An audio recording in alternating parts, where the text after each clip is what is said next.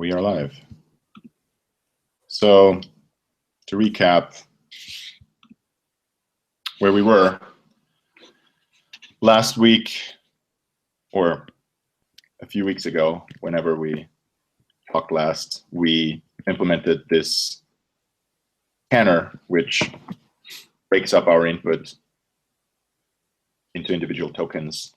And let's actually look at the API again. Scanner.c.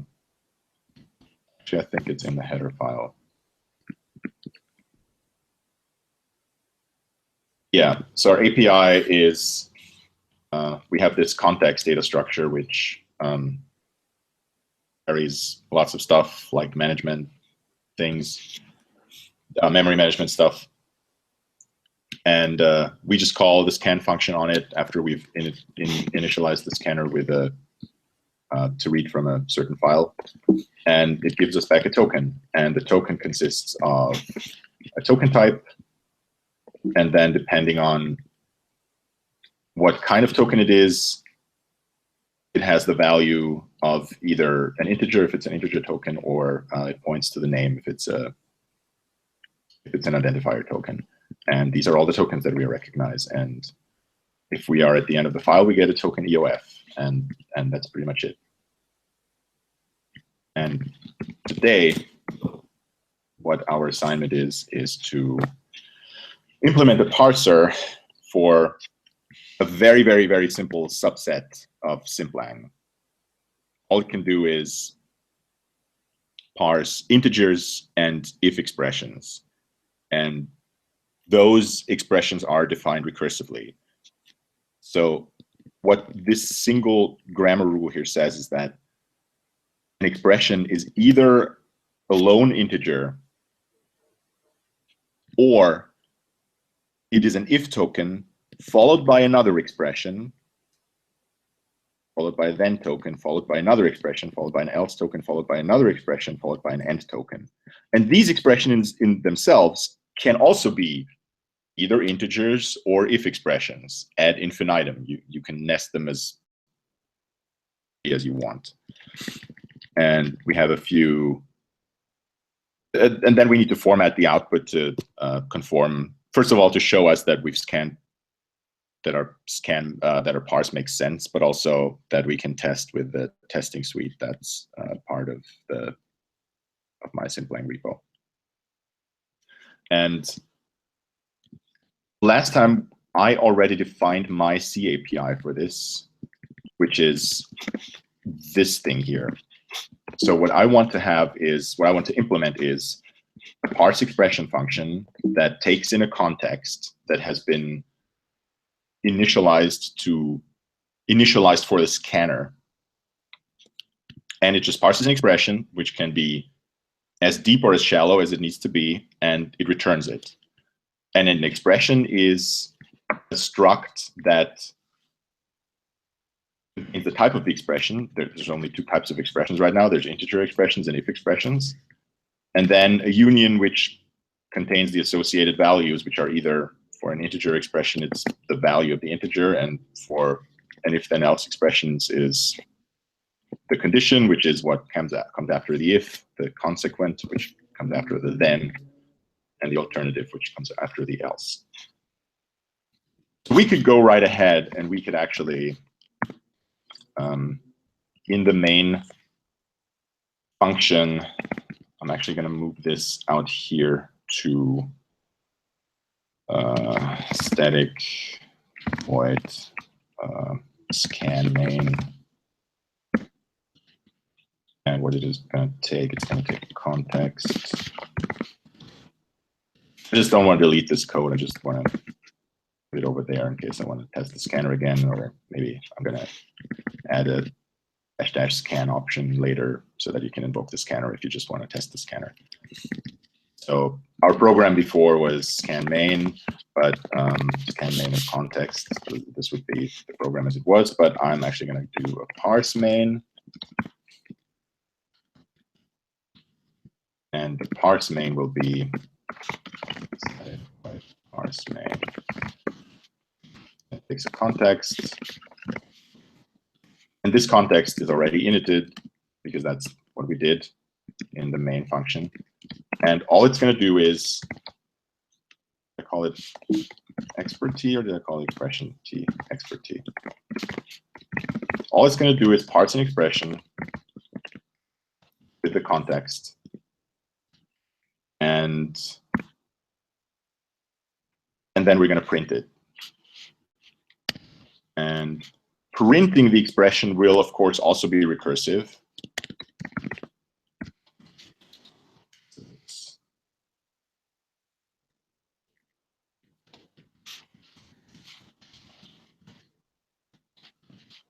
So this takes, oh, of course, it takes the expression. Are you paying attention, Felix?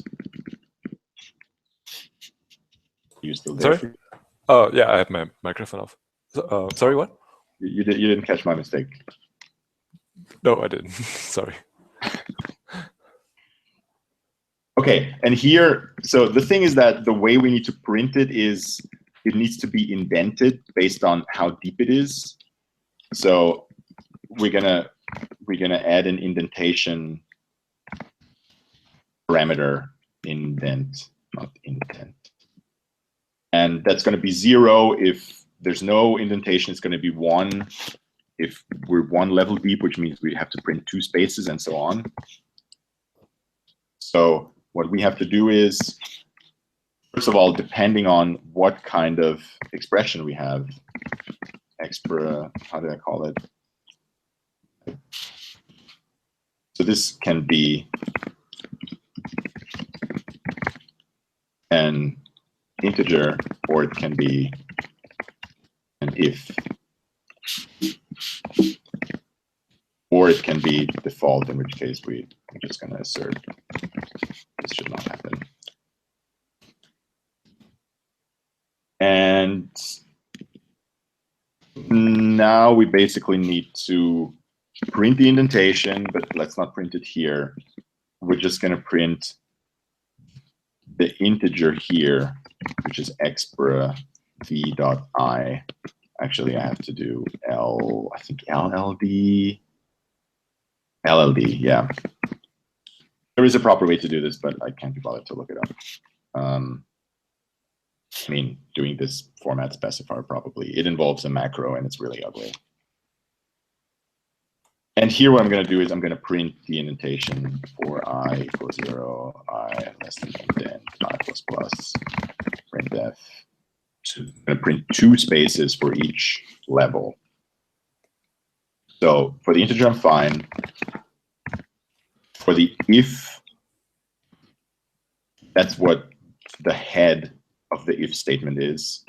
And then, as you can see, the consequent and the condition and the consequent and the alternative have to be indented 1 level more, and we're going to do it recursively. So we're going to say print expr if expr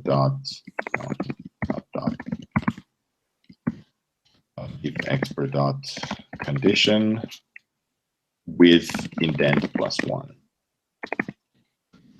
And we're doing this for the condition and the consequent and the alternative.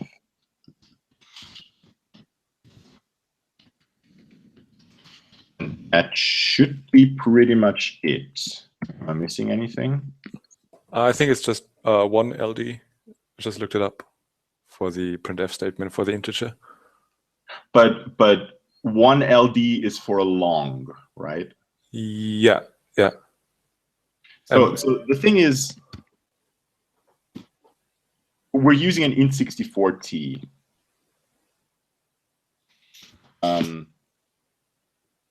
And there is, okay, so let's look it up properly.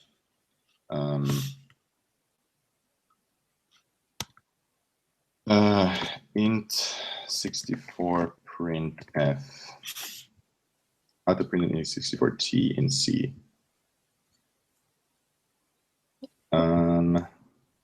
See, this is it.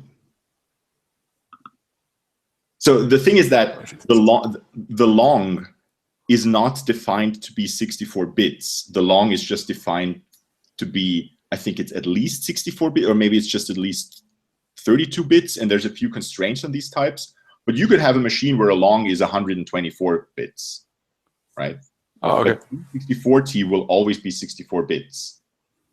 But there's no specific printf specifier for exactly 64 bits. So depending on which platform you're on, this macro will expand to whatever the correct one is for your platform. Does that make sense? Oh, geez. Yeah. Mm-hmm. It's just very ugly, but let's do it properly. So percent. So this is where I need to put that. This is it, basically. Okay. Let's do it here too. And then let's hope it works.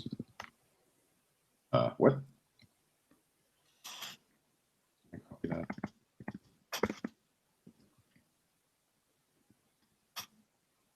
Yeah. Okay.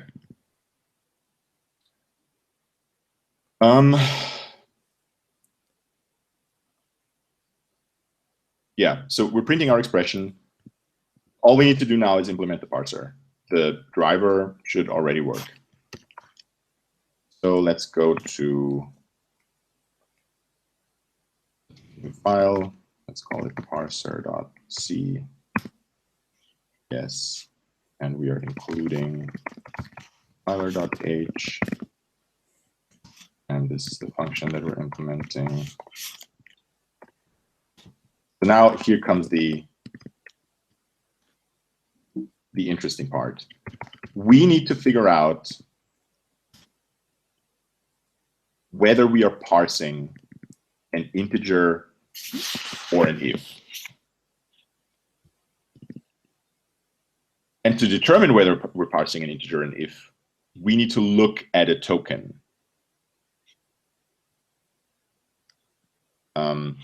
And in this case, we could consume the token right away. But later on, it's going to be necessary that we use a look ahead of one token like we did in the scanner. Because, for example, you could have an expression like, open paren a plus b. And now the next thing could be a close paren, which would close off this expression, or it could be a plus, in which case that's not a good case. Actually, let's put it that way. We could have open paren a, and now we're parsing an expression within the parentheses, and the expression could end up being plus b. So in this case, we would continue parsing an expression. But it could also be the close paren, in which case the expression is already complete, and the thing that was parsing the a should not consume the closing paren. Does that make sense? Trying to think about it. Yeah, maybe it's too early to talk about that, and I'm probably also not explaining it very well. So let's forget about the look ahead. All we're going to do is we're just going to consume expressions, and we're going to implement the look ahead when we need it. We're going to consume tokens. So we need to look at one token, which will be, if the program is correct, either an integer or it will be an if. And then we know what we're doing. So we have a token. I'm going to call it T. Now I'm going to switch on what the T dot type is. And if the program is correct, it can be either a token if, or it can be a token integer. And anything else is, I'm just going to assert. But this is where you would fix me parse error, right? This is where you would output an error message because you've scanned something that it could be that the file is already at an end, right? The file is empty, which would also be a parse error. An empty file is not a proper Simplang program. Or it could be that, I don't know, it starts with anything else. And for our teeny tiny subset, that would be not a proper Simplang program. So if we're scanning an integer, we're done. That's basically it. All we need to do is we need to make an expression that says it's of type integer, and we put the integer in there, and we're done. So what we're going to do is do expr t, expr, we're going to say expr equals alloc expr, and I'm just postulating this function here, and I'm going to give it the integer type. I have to implement this function, obviously. And then I say b dot I equals t dot, how did I do that? b dot I. So this is the value of the integer. So let's implement that function. Static t alloc expr. Call it for type t type. So here we need to allocate from the pool, which pool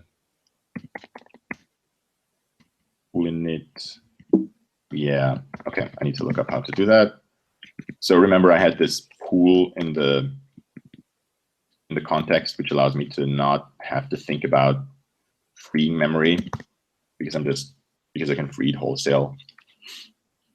So what I have to do is I have to allocate the expr with pool alloc from, oh, of course, I need to get the context here because that's where the pool is. And it's size of expr t. And expr type equals type. And then I'm going to say, oh, of course, it takes the pool, and not the context. And then I return the expression. That's easy. And now we're scanning the if.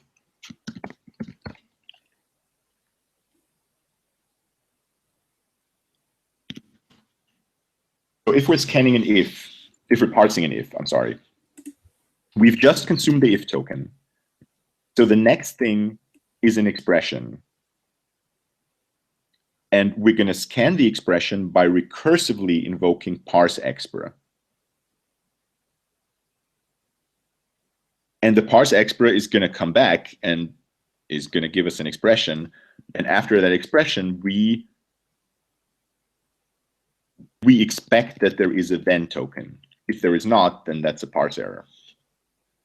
Then we recursively parse another expression. Then we expect an else token, and then we parse another expression, and we expect an end token. And that works because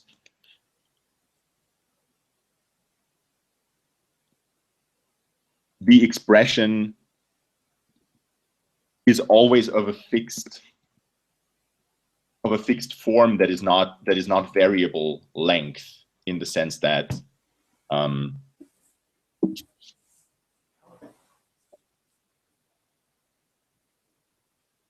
it can never be that the expression parser doesn't know when to stop parsing. Because of that, we can expect our recursive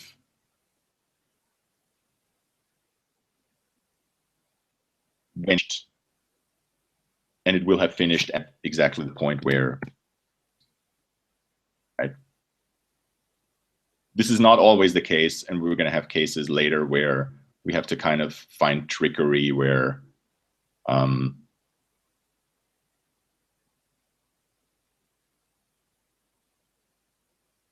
this is going to become a problem with operator precedence, basically. But here there is no operator precedence. There is no ambiguity in which direction the parse tree is going to lean.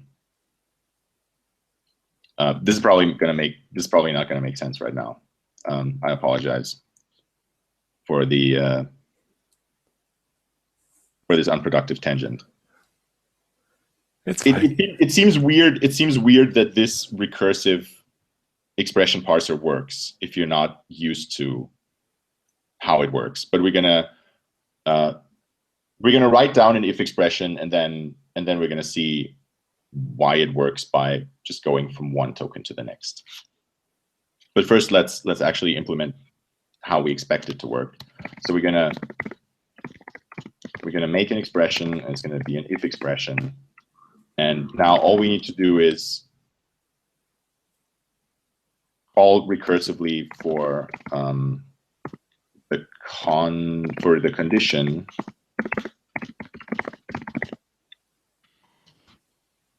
and we automatically get magically the condition parsed by our recursive parser. And now we're going to say, we could invoke the scanner now and then check that the token is correct, but we're going to write a function for that because we're going to need it more often. So we're going to say expect token. So first of all, we need to give the context, obviously, and it's going to be a token then. And the expect token is, in a good parser, it would output a parse error if the token is not what it is supposed to be, but in our parser, it's just going to assert, and it doesn't turn anything. Expect token, the context, and a token type T. What does it do? Scans a token, and it just asserts that T not type.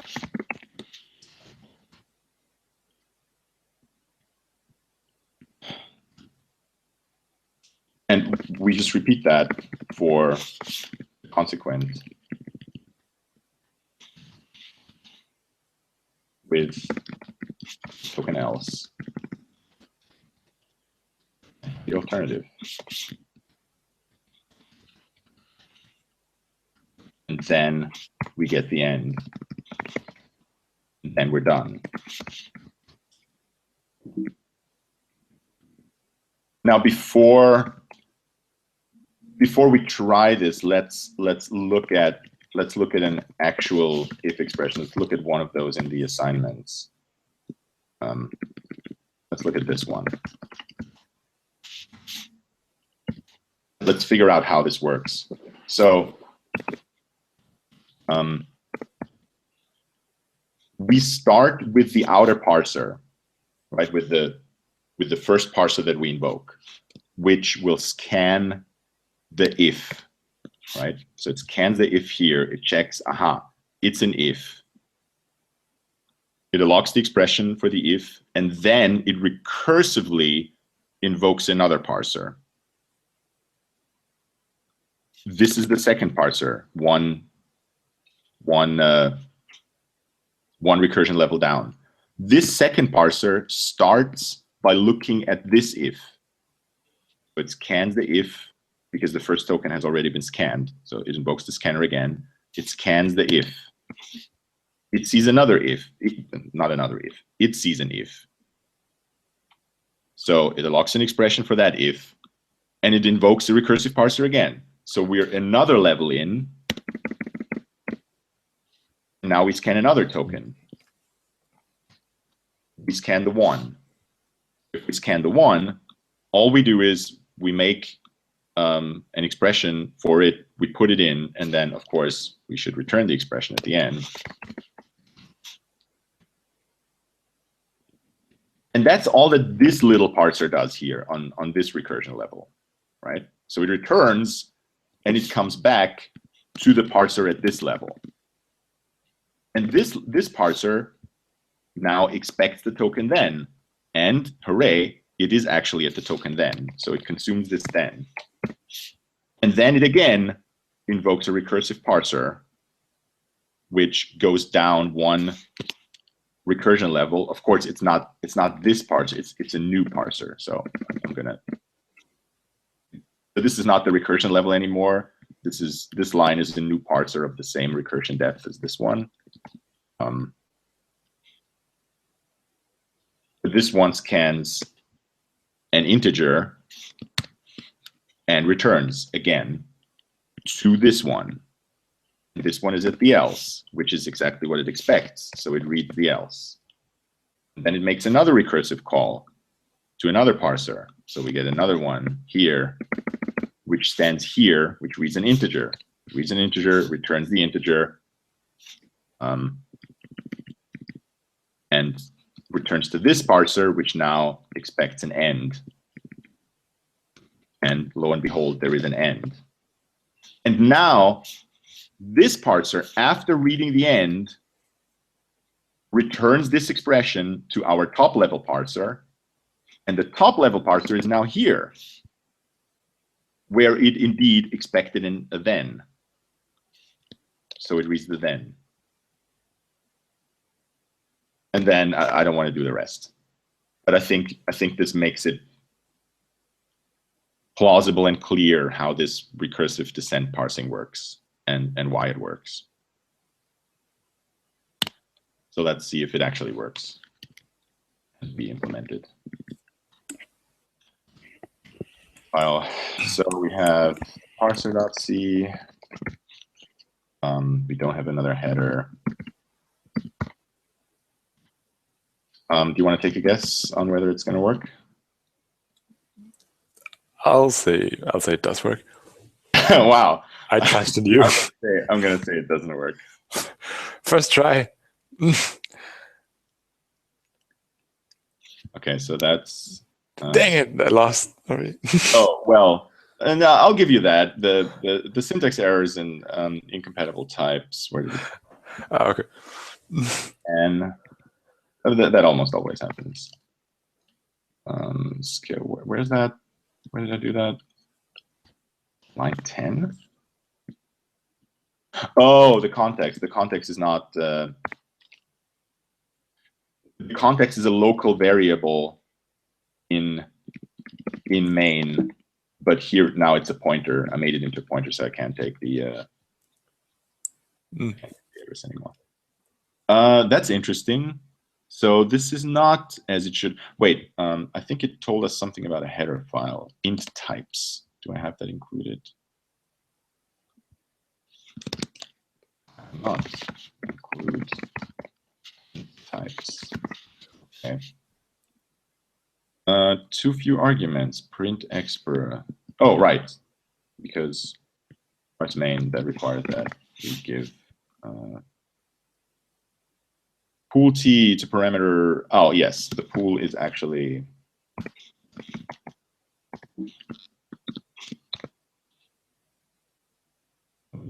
address of the pool because it's not a pointer. It's in the struct directly. It's not being pointed to. And also we need assert.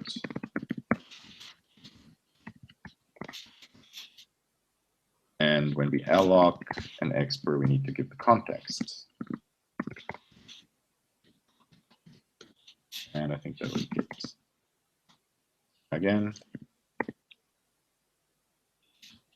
Unused, but yeah, that's okay.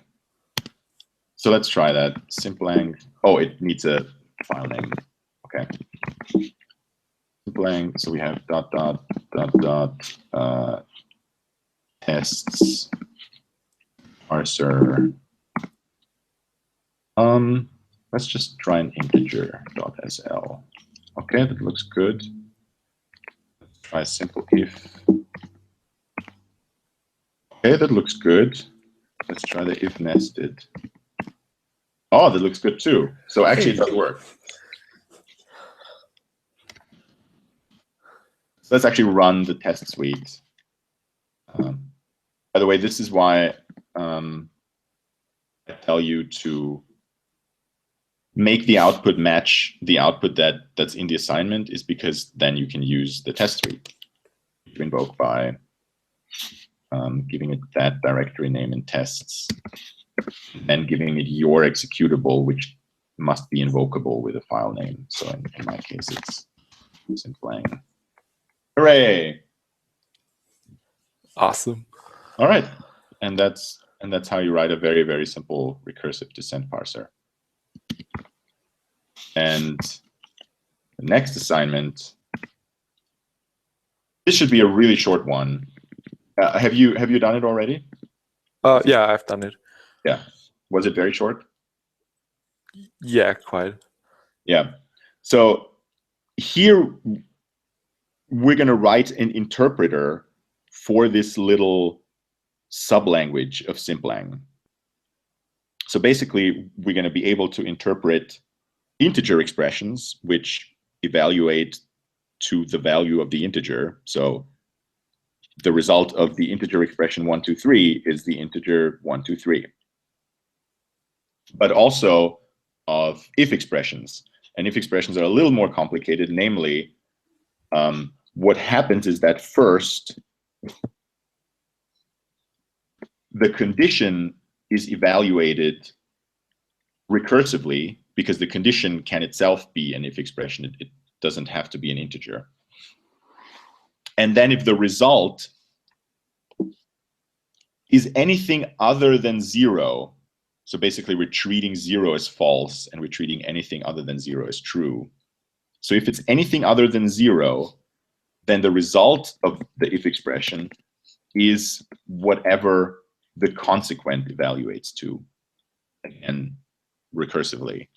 Otherwise, if this is 0, then it's whatever the alternative evaluates to. So here's a few examples. If 8, then 1, else 2. So 8 counts as true because it's not 0. So if true, then 1. So yes, we get 1. 0 counts as false, so we get 2. Now this is a little bit more complicated. There's an outer if. So to determine whether to take the consequent or the alternative in the outer if, we need to evaluate the condition in the outer if, which is itself an if. So to figure out what this means is we need to look at the 1, which is not 0, which means that this if evaluates to its consequent, which is 0. So now we know the condition for the outer if is 0, which means that we disregard the consequence and we evaluate the alternative, which in this case is, because this is not 0, is 3. And that's all you have to do. Again, it's a pretty simple recursive function, and I'm going to actually write a declaration for it. So this should